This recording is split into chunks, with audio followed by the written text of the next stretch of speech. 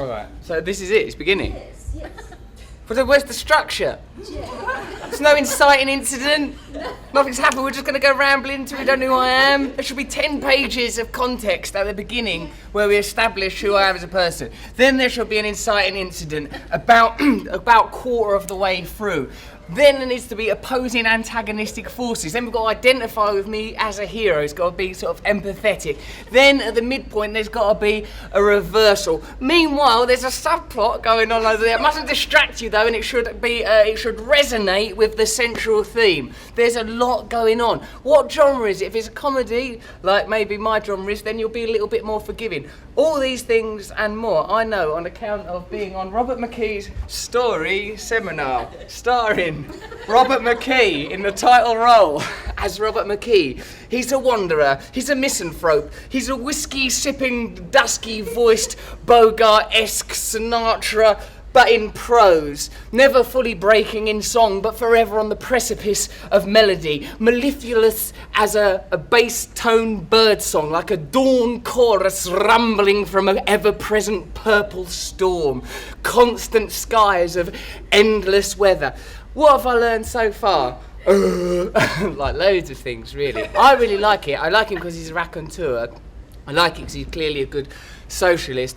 And I like it because he's unafraid to express himself, plus he's got some good gags in there.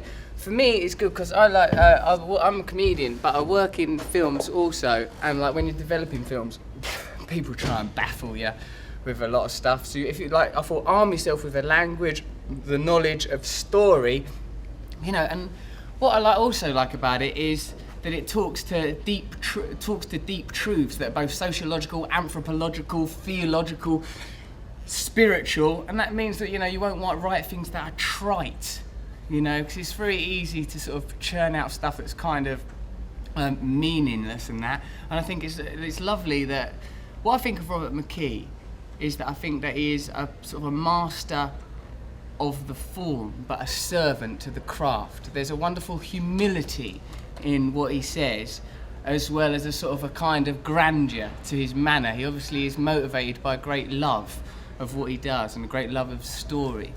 So I think that's very enthusing to be around. It's very inspiring to be around, because we live in very commercial corporate times where everything is about to generate money, to generate profit. So it's very beautiful to see somebody that's in contact with what they do and in harmony with higher principles.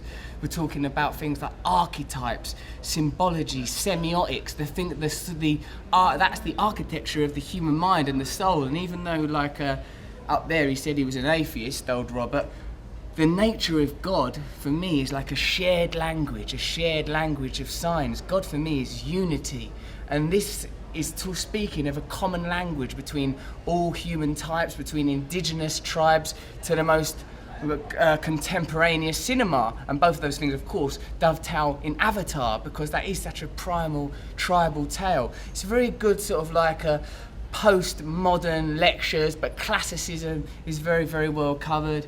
He's a generous speaker and like a fine teacher, and it's a laugh. I've been really, really enjoying it. It's Saturday. I'm here on a Saturday. I'm English. I could be laying in bed wanking.